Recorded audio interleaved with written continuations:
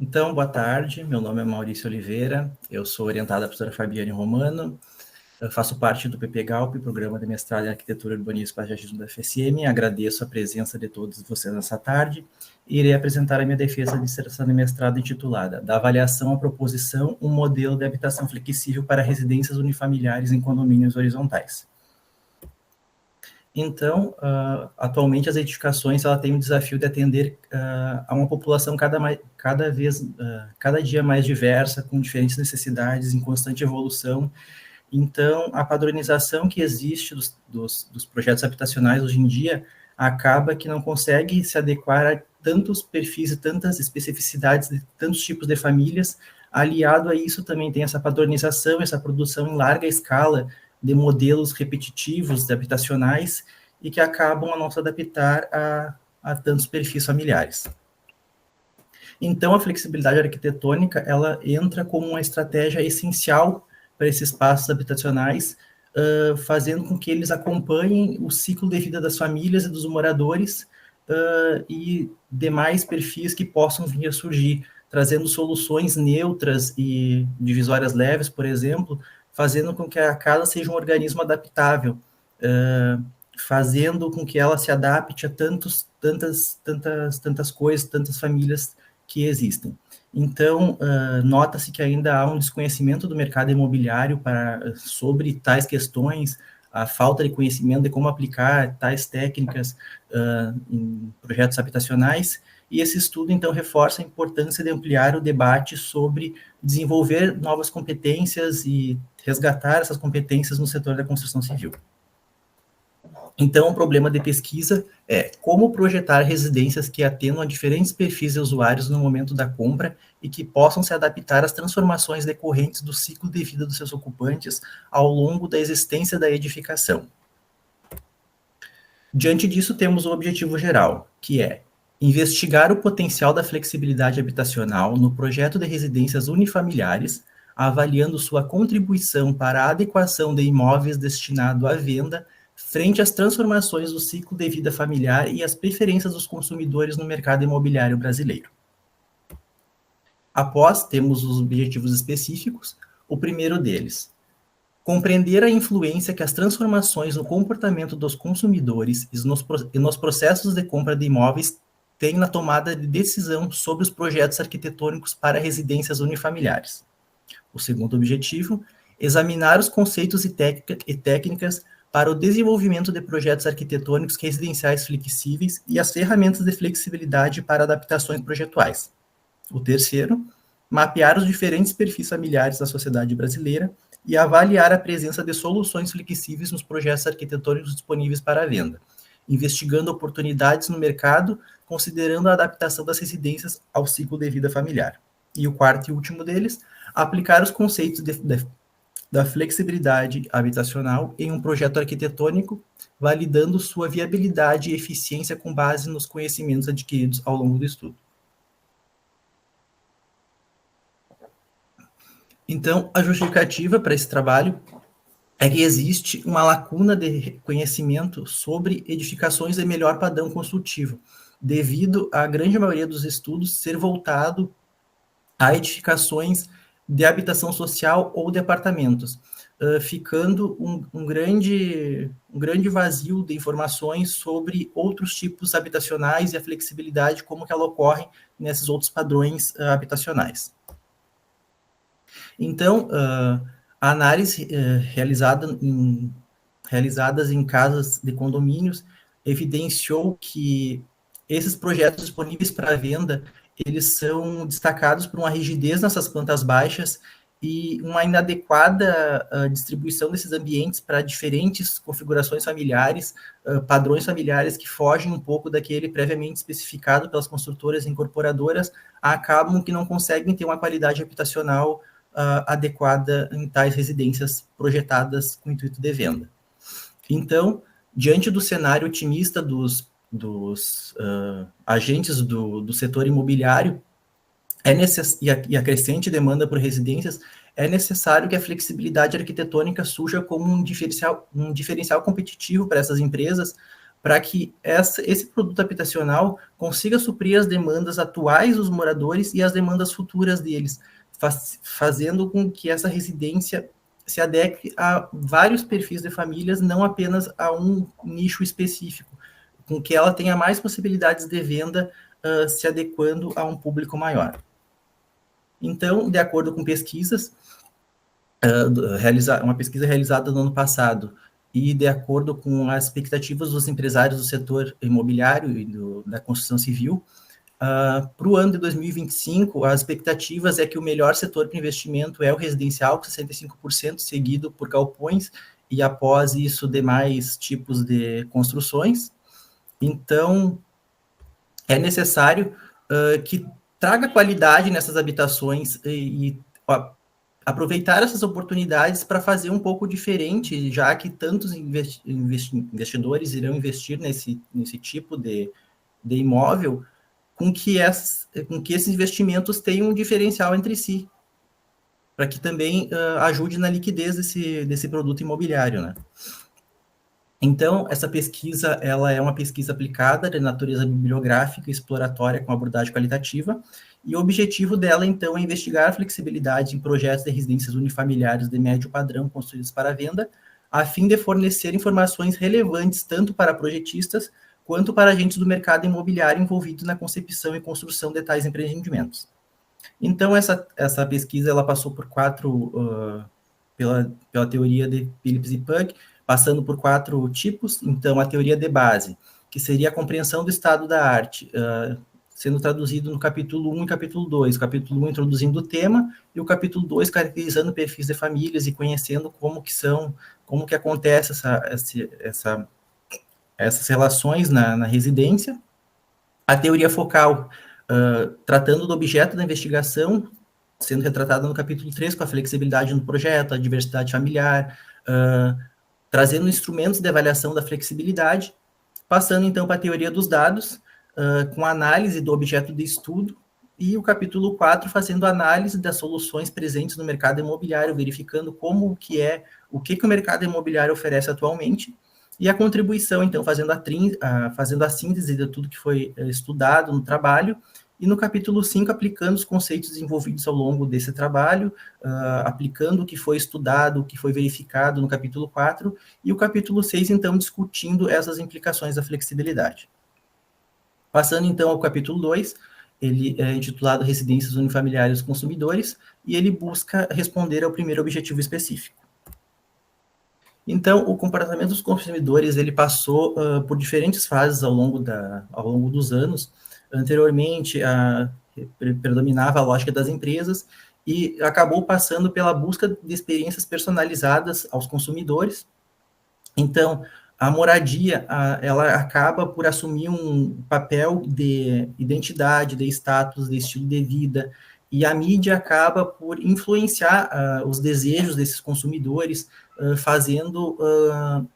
construindo ideais arquitetônicos no imaginário desses consumidores, né? Fazendo com que esses consumidores fiquem pensando nas suas casas e afetem lá no futuro a sua decisão da compra. Então, dos anos 1950 a 2000, nós tivemos o papel do marketing assumindo esse papel na orientação do mercado, com a urbanização, com as influências do good life modernismo, dos ideais de domesticidade que foram criados nesse período pós-guerra. A partir dos anos 2000, então, os avanços das tecnologias, com a criação de novos eletrodomésticos, as mudanças sociais no papel da mulher, o mercado de trabalho, a diminuição dos espaços residenciais, o acesso a produtos, o olhar mais humanizado. E, atualmente, então, o lar ele continua sendo um dos principais símbolos da realização pessoal, e ele reflete anseios da sociedade contemporânea. E essas propagandas acabam... esses ideais construtivos acabam propagando esses padrões arquitetônicos existentes atualmente. Então, de acordo com Limeira, existem diferentes agentes envolvidos nesse processo de compra de residências, que seria o usuário, que é quem realmente vai usufruir do produto, o comprador, que é a pessoa que vai efetuar a compra, O influenciador, que é uma pessoa que muitas vezes pode ser um membro da família, um conhecido, uma pessoa que esse usuário vai comprar, respeite, que vai orientar essa decisão, e a pessoa que vai ter a decisão final, que quem é realmente quem vai utilizar o produto. Então, dentro desse processo de compra de imóveis, existem diferentes agentes e ele é resultado num processo complexo que envolve diferentes fatores e agentes e também influências socioculturais desse objeto arquitetônico. Então, aqui eu trago um exemplo de estudos internacionais que trazem a questão dos programas de reforma, por exemplo, que existem em canais fechados. Um exemplo muito prático, Irmãos à Obra, que acabam trazendo tendências e fazendo com que a percepção de valor dos usuários sejam moldadas a partir desses programas, trazendo esses ideais, e essas pesquisas dizem que usuários de países em desenvolvimento, eles têm a tendência em optarem por produtos não locais, devido à questão do marketing, que é muito influenciado pela propaganda, que a questão que parece que tem um acabamento melhor, que tem uma qualidade melhor.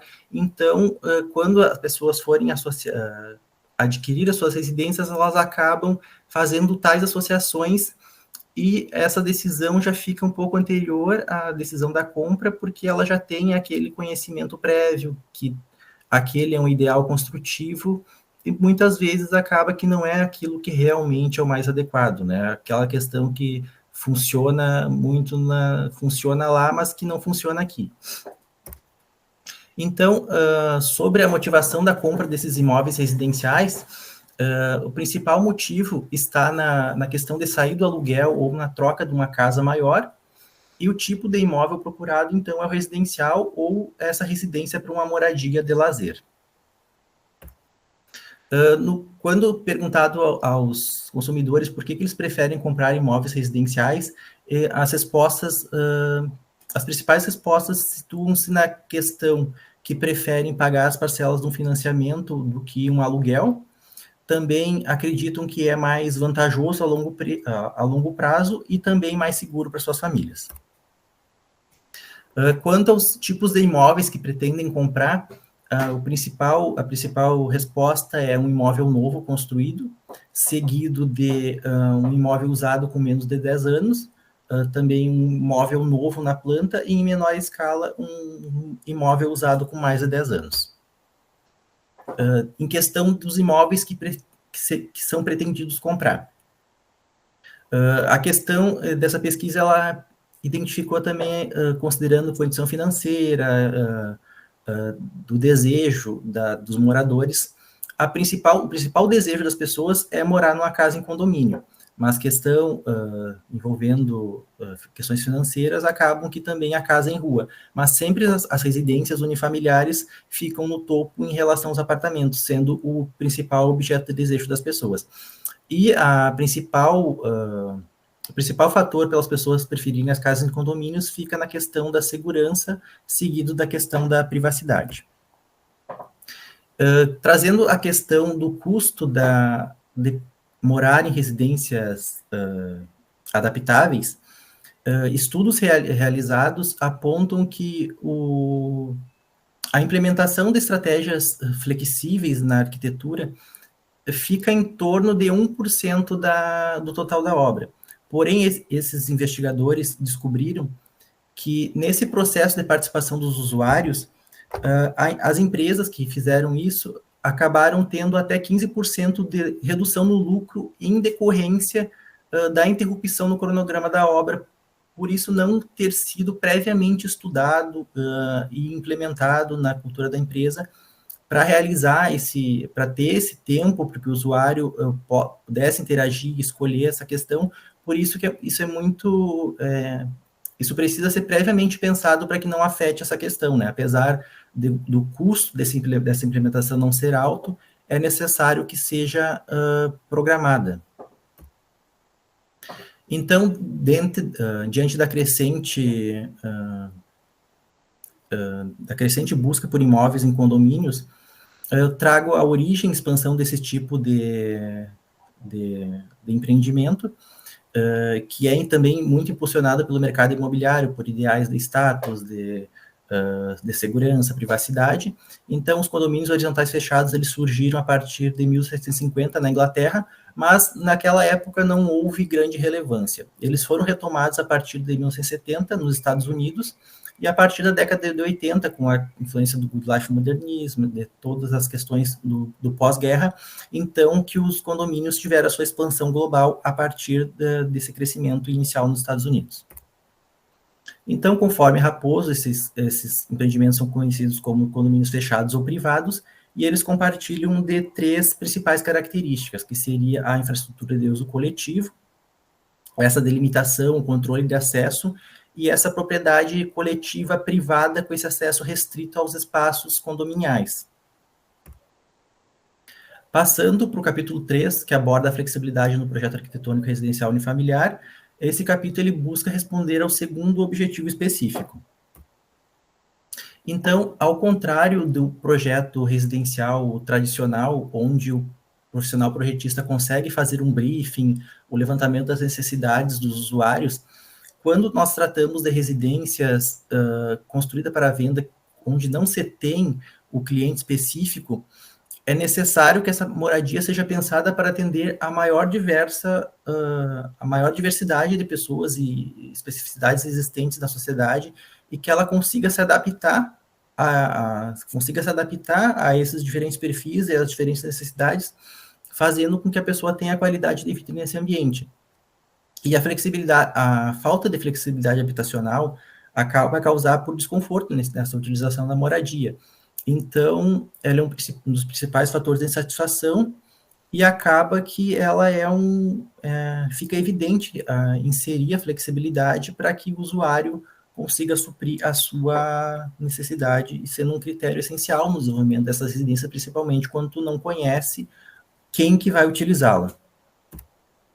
Então, de acordo com o Melhado, o processo do projeto ele abrange 4 principais agentes, que seria o empreendedor, que vai conceber a ideia desse produto, os projetistas, que vão fazer a formalização desse produto, o construtor, que vai executar, e chegando no usuário final, que é quem realmente vai fazer a utilização dessa residência, vai avaliar a qualidade, vai ter a sua satisfação atendida ou não, vai sofrer problemas, e que está em busca do conforto para sua família, da segurança e da funcionalidade da sua casa, né? Então, Stewart acaba apontando que arquitetos e investidores imobiliários, eles tendem a focar nas demandas imediatas dos consumidores, tratando as residências num enfoque a curto prazo, não pensando nas demandas futuras, e muitas vezes por modismos e influências externas de programas, de ideais construtivos, acabam não pensando na utilização daquela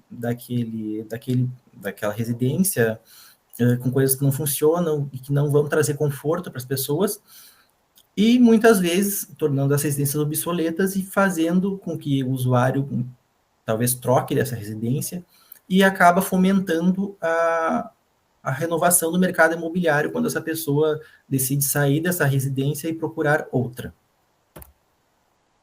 Então, o desafio da arquitetura ele é buscar soluções para os métodos tradicionais de construção e desenvolver novos sistemas arquitetônicos que consigam se adaptar a essas intervenções e essas mudanças temporais que as pessoas têm nas suas famílias, e essas necessidades que elas têm ao longo do tempo, conforme as suas demandas familiares e habitacionais se alteram. De acordo com o Esteves, a flexibilidade ela é dividida em 2 tipos: a flexibilidade inicial ou conceitual, que é a flexibilidade durante a fase do projeto; a permanente ou contínua, que é a constante adaptação a essas necessidades em evolução dos usuários. E também para Esteves, esse conceito ele acaba tendo algumas outras dimensões que eu vou buscar elucidar os conceitos. A mobilidade, que seria a rápida adaptação do espaço às atividades do dia a dia; a evolução, as mudanças a longo prazo conforme a necessidade da família; a elasticidade, que seria a expansão da superfície habitada, criando áreas adicionais para diferentes usos, e adaptabilidade, que muitas vezes é confundida com a flexibilidade, mas a adaptabilidade é um termo integrante da flexibilidade. E diante disso, Schneider e Thiel falam que Steven é quem melhor diferencia esses dois termos. Para ele, então, a adaptabilidade é a capacidade de atender a diferentes usos sociais, e ela é obtida, então, através do design de ambientes que possam ser usados de várias formas, facilitando os diferentes usos sem mudanças físicas. Conceito também conhecido como polivalência. Já a flexibilidade seria permitir diversos arranjos físicos envolvendo a possibilidade de alterar fisicamente esses espaços.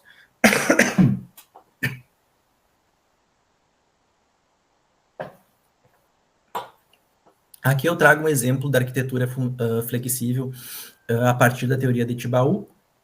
Então, que ele especifica os elementos invariáveis, os que são permanentes, aquilo que não é fixo, resultando na arquitetura flexível. Então, o que seria invariável e permanente na construção? A estrutura, as aberturas externas, os acessos, as questões dos shafts hidráulicos e elétricos, e o que poderia ser mexido e transitório nessa residência. As divisórias internas, as aberturas internas, as conexões entre os ambientes, essa hierarquia entre eles e o mobiliário. Juntando essas variáveis, nós teríamos, então, a arquitetura flexível que permite a conversão dos cômodos e a adaptação entre diferentes moradores.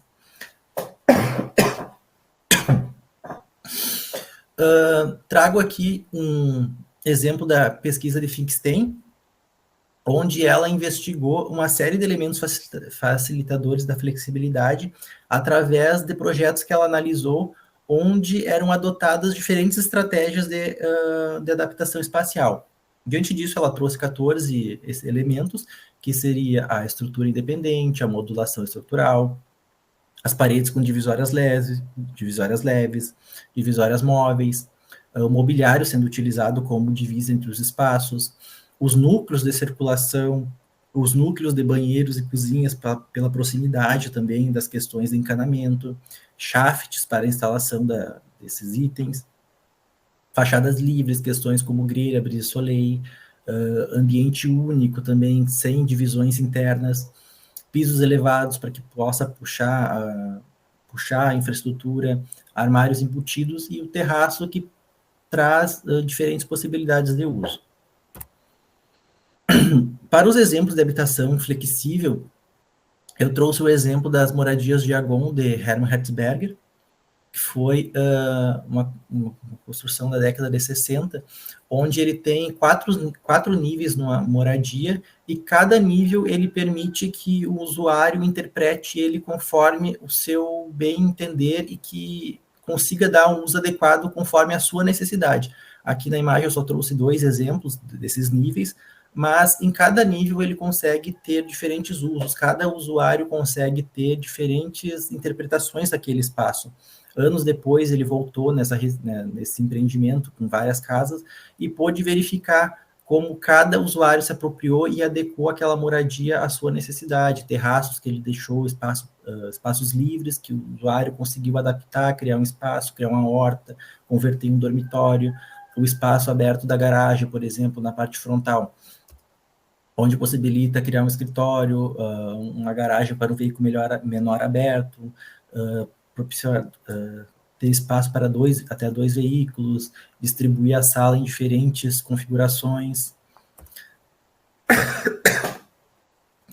Trago também o exemplo da Casa Adaptável do Ministério Britânico da Habitação, que foi uma proposta que surgiu a partir de um documento para habitações flexíveis devido ao incentivo do governo para que as residências consigam se adaptar e durar mais devido à grande demanda residencial. Esse modelo residencial ele foi apresentado numa amostra e acabou ganhando no ano anterior, e no próximo ano ele acabou sendo construído em escala real, nessa amostra, podendo demonstrar esse modelo habitacional desenvolvido pelo governo, dessa residência que era capaz de se adaptar a diferentes ciclos familiares num período de 50 anos. Trago também o exemplo da Cala Domus, que é um exemplo de uma residência que ela é toda estruturada a partir dessa parede marcada em amarelo, que seria a chamada parede viva, onde todas as infraestruturas partem dela, toda a esteira elétrica, hidráulica, shafts saem dessa parede, e ela é quem estrutura todos esses sistemas, a fim de elucidar esses exemplos apresentados nos estudos de caso. E então, para avaliar essa flexibilidade, foram selecionados métodos de avaliação. Foram selecionados 2 métodos, que foram os métodos que foram mais vistos durante a revisão da literatura realizada, em fase inicial da pesquisa, né? E selecionou-se, então, o método de Brandão e o método de Geraedits. E é importante ressaltar que a maioria dos estudos sobre a flexibilidade, ou eles concentram-se entre tipologia de apartamentos ou tipologias de habitação de interesse social, sendo bem difícil encontrar diferentes usos para outros padrões habitacionais, como destacado anteriormente, e por mim e por outros autores também. Então, o método de avaliação do potencial de flexibilidade inicial de Brandão, Brandão estudou na sua tese de doutorado 3.000 plantas de apartamentos, e ele acabou desenvolvendo esse sistema onde ele pega a divisão dos ambientes e acaba vendo as relações entre eles.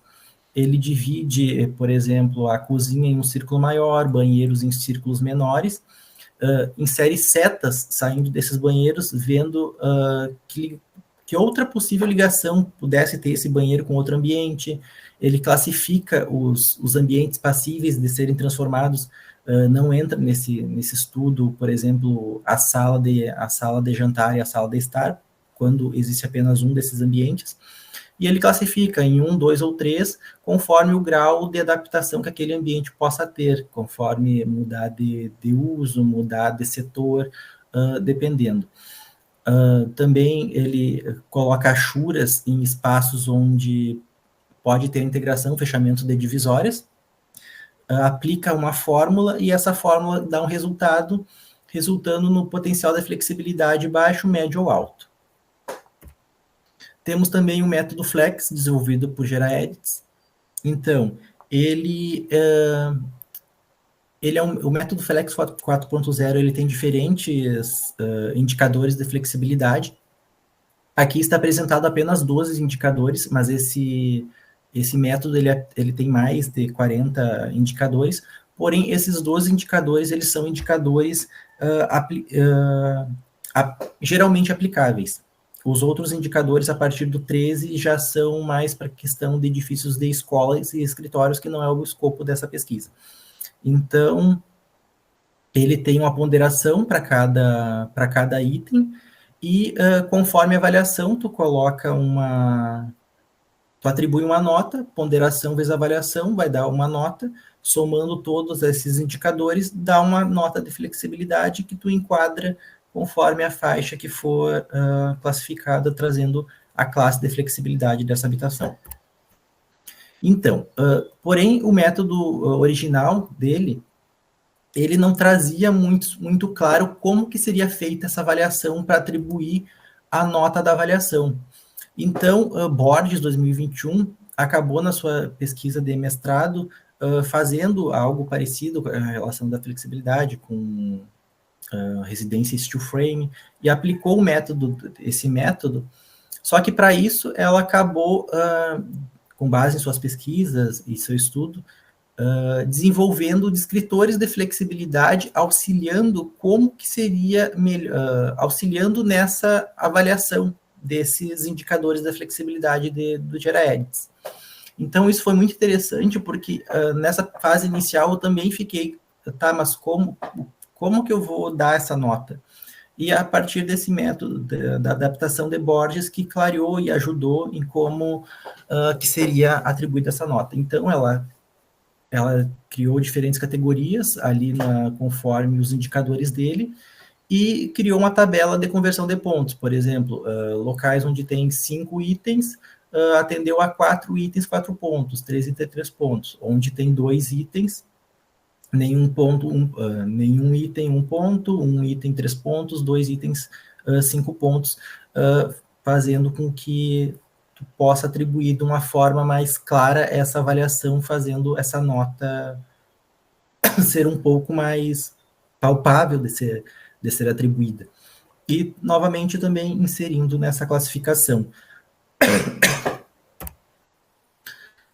Também trago a metodologia para a personalização de unidades habitacionais, realizada por Mosquen, onde ela desenvolveu no seu mestrado essa metodologia de personalização de apartamentos, no caso, onde ela estudou dentro de uma construtora como que seria estratégias para adaptar, personalizar os apartamentos aos compradores.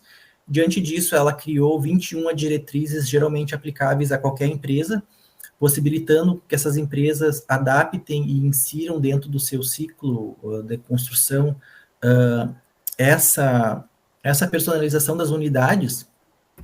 Então, esse trabalho de Mosquen, ele envolve uma reengenharia dos processos internos da empresa, porque, como eu falado anteriormente, é necessário que a empresa esteja preparada para realizar essas alterações, ter uma equipe bem estruturada, para que isso não afete na questão do lucro em relação a esse tempo que o usuário vai estar realizando as modificações na sua unidade. Então, ela identificou os agentes envolvidos nesse processo, que seria o cliente, que então solicita as modificações, o arquiteto responsável por essas modificações, que vai gerenciar essas mudanças, a construtora, para definir algumas regras e a viabilidade das personalizações, né? Os fornecedores, para distribuir esses materiais, e a equipe de obra responsável, então, por executar e fazer dentro do prazo e orçamento para essa obra. Apesar de não ser um método de flexibilidade, esse método da Mosquen, ele é muito alinhado com o tema desse trabalho, porque ele busca adaptar as residências às necessidades dos seus compradores, trazendo o usuário, o enfoque final para o usuário, que essa residência se adapte a esse morador, que é quem vai usufruir e avaliar realmente a qualidade daquele espaço habitacional. Então, partindo para o capítulo 4, é o capítulo onde é realizadas análises dos empreendimentos unifamiliares construídos para venda, e ele busca, então, responder ao terceiro objetivo específico. Para chegar a essas moradias construídas para venda, foram realizadas pesquisas online, tentando chegar descobrir quem são as construtoras, quem são as incorporadoras, para conseguir verificar a similaridade entre os empreendimentos e verificar como que se dá como que são esses projetos atualmente no mercado imobiliário. Para isso, foi necessário o desenvolvimento de personas. Além da avaliação dos métodos de flexibilidade, foi buscado um novo método de avaliar esses empreendimentos de uma forma mais humana. Então, foram desenvolvidos 6 tipologias familiares: famílias sem filhos, famílias com filhos pequenos, famílias com filhos adolescentes, famílias com filhos adultos que moram em casa, famílias com idosos e famílias monoparentais. Para todos os tipos foram desenvolvidos duas personas, com exceção da família monoparental, que foi desenvolvido apenas um perfil deles. Para todos esses perfis foi tentado desenvolver, com base nos estudos, nas pessoas, no que foi estudado anteriormente no trabalho, né, desenvolver diferentes especificidades para captar diferentes necessidades arquitetônicas em cada residência. Então, essas residências, nessas buscas,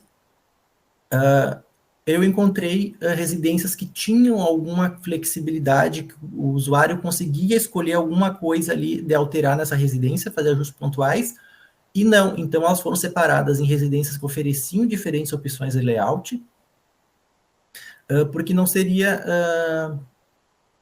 eu não saberia dizer como que...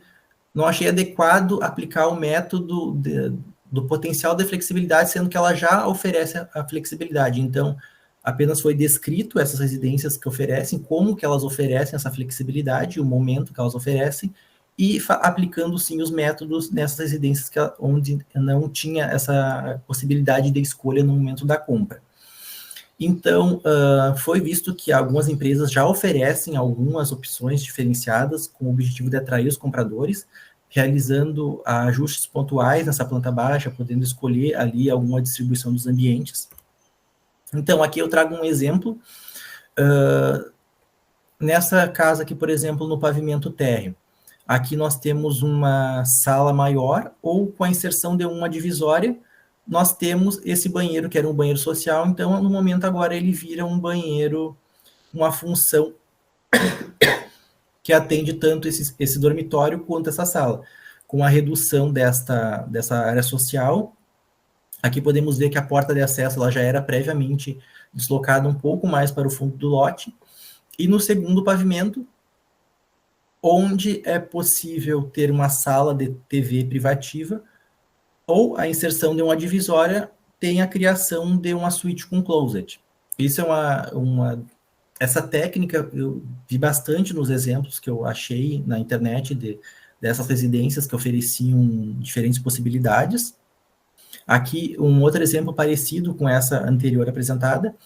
Nesse exemplo dessa moradia, ou não tem a divisória entre a cozinha e a área social, ou é colocada a divisória e temos uma cozinha fechada agora. Dá essa possibilidade do usuário que prefere a cozinha aberta ou não. E aqui no segundo pavimento, ou tem uma sala de TV privativa, ou a criação de mais uma suíte naquele espaço previamente pensado. Temos também foi encontrado também empreendimentos com várias tipologias de residências, com várias plantas e várias fachadas, mas claro, quando tinha muita opção de personalização, esse valor pelo metro quadrado ficava muito maior do que as outras residências que não ofereciam essas diferentes possibilidades. Quanto mais possibilidade de personalização, o custo se tornava muito maior, como foi inserido nas tabelas na íntegra da dissertação. Esse empreendimento, por exemplo, ele oferecia 27 plantas exclusivas para esses moradores, com nenhuma casa sendo igual à outra. Aqui, nesse outro exemplo, tenho também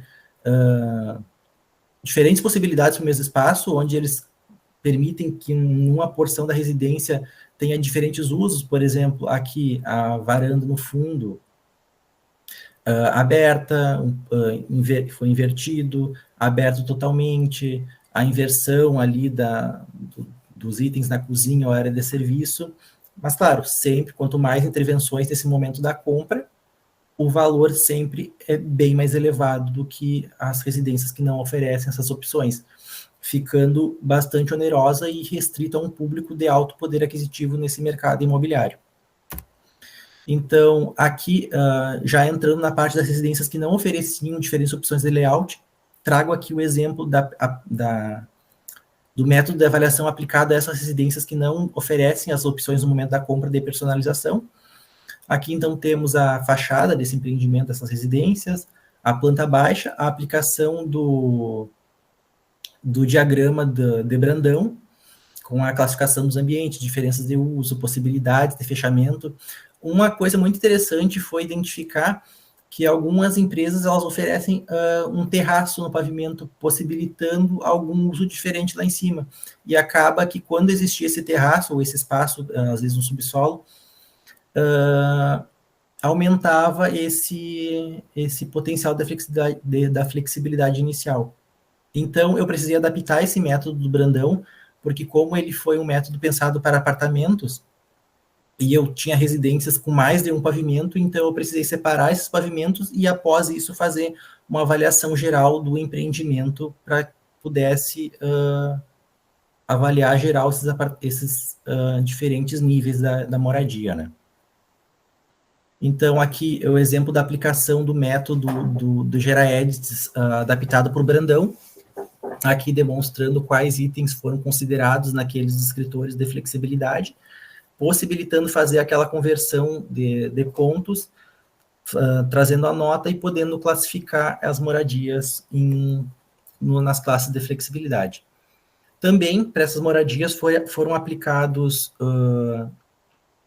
se elas conseguiam atender o programa de necessidade daqueles perfis de pessoas desenvolvidos por mim, para ver, para conseguir avaliar diferentes aspectos, ver o que aquelas residências não estavam conseguindo atender daquelas necessidades previamente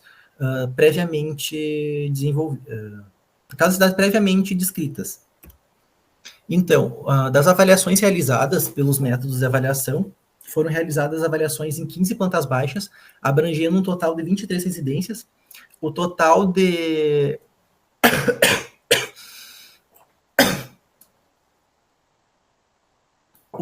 avaliação de análise é menor que o número de residências, porque muitas vezes a mesma empresa ela tem a mesma planta baixa para mais de um empreendimento. Ou ela tem aquela planta baixa e diz a casa 1, a casa 2, a casa 3, muda um item na fachada, mas vende como sendo outra casa, mas no final aquela planta é a mesma para todas as residências. Por isso que o número de análise é menor do que o número de residências descritas lá na tabela. Então foram analisadas residências de 1 a 3 pavimentos, construídas entre 2016 e o ano de 2027, que estão em fase de construção, variando de 128 a 305 metros quadrados. 95% dessas residências possuem 2 vagas de garagem e 86% dessas residências têm 3 dormitórios. Desses 86%, 60% desse número são residências de 3 dormitórios, sendo 2 dormitórios normais e uma suíte, e 26% com todos os dormitórios sendo suítes. A relação entre os métodos foi verificada que ela não tem uma relação tão linear, porque os métodos acabam verificando diferentes itens, aspectos de flexibilidade. O método Brandão acaba vendo ali a distribuição dos ambientes e o método de Geraedes, ele pega mais a questão ali da parte construtiva mesmo do empreendimento. Sobre essa relação, o empreendimento Swiss Park, por exemplo, no método Brandão, ele ocupou a primeira posição, no método Flex, ele ocupou a segunda melhor posição. Porém, ali já digamos o empreendimento Gran Reserva, no método Flex, ele ocupou a segunda melhor posição. Porém, no método Brandão, ele ocupou a terceira pior pontuação nesse método, não sendo uma relação totalmente linear, porque elas avaliam diferentes aspectos dessa flexibilidade. Então, o atendimento às pessoas, apenas um empreendimento atendeu a 3 pessoas sem necessidade de alterações. Essa avaliação, ela não foi, em relação às pessoas, ela não foi tão rígida, porque como os perfis desenvolvidos, eles tinham muitas especificidades entre eles, foi deixado ser um pouquinho mais leve em relação, por exemplo, à terceira vaga de garagem. Se havia um espaço ali na frente do lote que onde pudesse alocar mais um veículo, permitia alterar ali e atender mediante a adaptação, quando não havia mais itens a serem avaliados, a questão da lareira, se tinha uma lareira e podia adaptar, se tinha espaço, se tinha recuo para inserir, era permitido. Então, aqui nós temos as pessoas que mais foram atendidas, sendo aquelas que tinham o menor programa de necessidades, foram as que foram mais atendidas do que aquelas que tinham mais especificidades também em relação à questão da acessibilidade, à plataforma elevatória. Apenas uma dessas casas foi identificada que possuía espera para um elevador. Entre todas essas residências analisadas, foram 10 residências demonstradas ali que ofereciam opções de diferentes layouts, 15 residências que não ofereciam diferentes possibilidades de adaptação. Então, passando ao capítulo 5, esse capítulo 5 busca responder ao quarto objetivo específico, e ele busca aplicar esses conceitos aprendidos durante todo o trabalho e essas questões que o mercado imobiliário atualmente não consegue atender,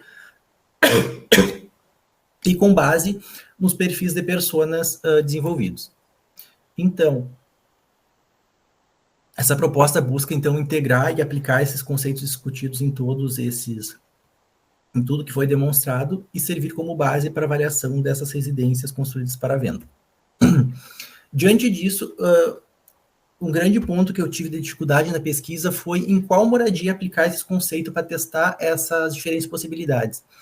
Não achei adequado eu criar algo do zero, porque seria muito mais fácil fazer isso.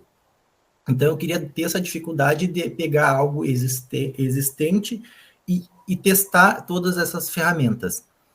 Então, eu sempre vinha, perdi muito tempo tentando adaptar as residências que eu havia encontrado nas pesquisas, e sempre me vinha a moradia, as casas de Agon do Hertzberg, sempre me vinha ela, e eu tentando, perdi várias semanas nisso, tentando adaptar as residências existentes no mercado. Então, decidi fazer isso na moradia do Hermann Hertzberg. Chegando lá, eu me deparei com a dificuldade que a moradia tinha 4 níveis. E pensei, isso seria adequado ao contexto brasileiro, esses 4 diferentes níveis? Como que seria inserir essa plataforma elevatória nessa residência? E que não seria adequado. Diante disso, planifiquei em software de graficação 2D esses 4 níveis e acabei reduzindo essa moradia em 2 níveis. Aqui, claro, mantive as paredes externas da residência, peguei mais ou menos pela escala gráfica, deu um terreno de 8,20 por 25 de profundidade. Deixei um recuo frontal de 5 metros, possibilitando ali, assim como as residências existentes, inserir mais um veículo ali no recuo, utilizando como espaço para estacionamento de veículo. Posicionei com base nessas personas criadas, posto de luz, ponto de espera para chaminé, para shaft, a escada, já previamente pensando ali como que seria distribuir esses ambientes depois, inserir vigas, pilares, um projeto estrutural prévio, né, para conseguir, porque são elementos que iriam interferir nessa distribuição dos ambientes. Desenvolvi também um 3D para ver como que seria essa adaptação das moradias de Agon.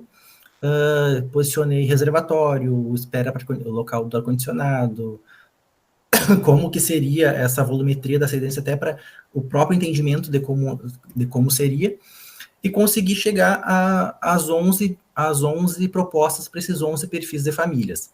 Então, para cada perfil de família, eu consegui inserir e demonstrar que é possível tu ter uma residência que consiga se adaptar a diferentes necessidades.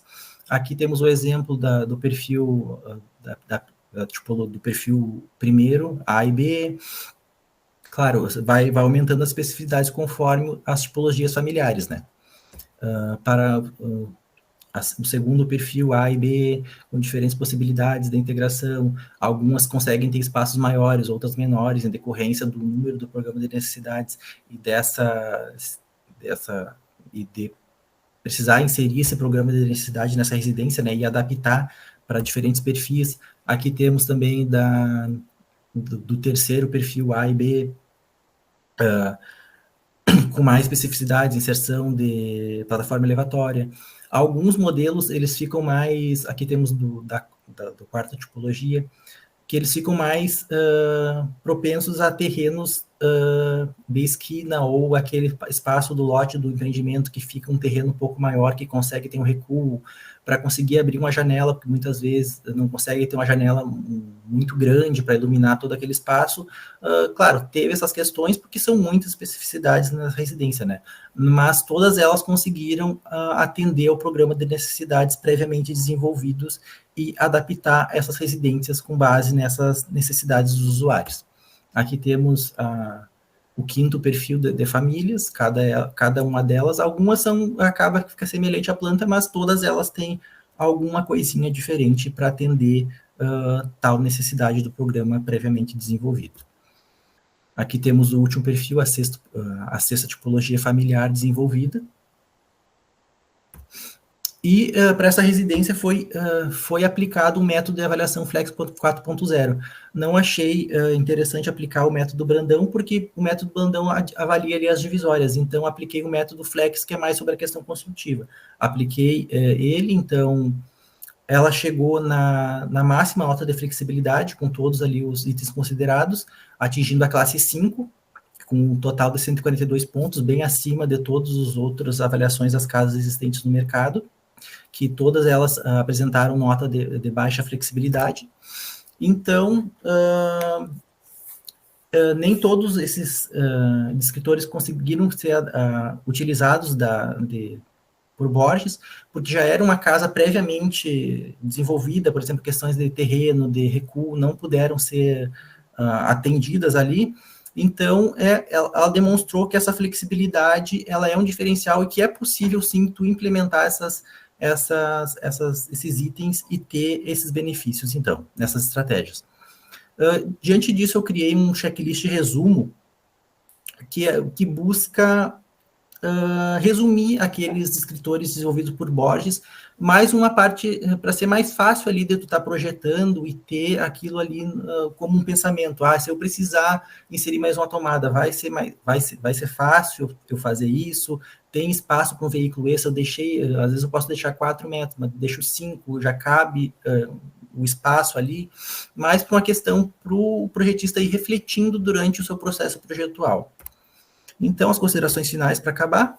Então, o objetivo dessa pesquisa foi investigar o potencial da flexibilidade, avaliando a sua contribuição e adequação dos imóveis. Ele se justifica, então, por essa necessidade da adaptação e por essa falta de flexibilidade nos projetos existentes no mercado. Então, ele introduz essas estratégias e pode ajudar a mitigar impactos no uso dos moradores no futuro, trazendo uma melhor qualidade habitacional. Então, ele busca se posicionar esse trabalho como uma ferramenta de suporte para os arquitetos e construtores, reunindo todas essas diretrizes, esses conceitos, esses métodos de avaliação, fazendo essa reflexão para o mercado imobiliário, então. Ele aponta esses métodos e essas possíveis adequações. E os resultados, então, evidenciam que é possível adotar alguma solução flexível e que... e demonstra que esses projetos existentes no mercado, eles existem soluções mais rígidas. Então, para as pesquisas futuras, sugere-se que amplie esse uso das personas. Esse estudo também, não achei nenhum outro estudo que utilizasse essas personas para fazer essa avaliação prática das diretrizes, e que seja ampliado essa utilização, assim como o Mosquen fez na sua dissertação, aplicar num contexto real e validar realmente se esse estudo ele consegue suprir as demandas dos usuários. E utilizando a questão das pessoas como uma ferramenta analítica dessas diretrizes e de todos essas variáveis do produto habitacional. Então, ele busca contribuir para que haja uma transformação no setor da construção civil adaptada às necessidades reais das famílias. Apresento as referências e agradeço a atenção de todos.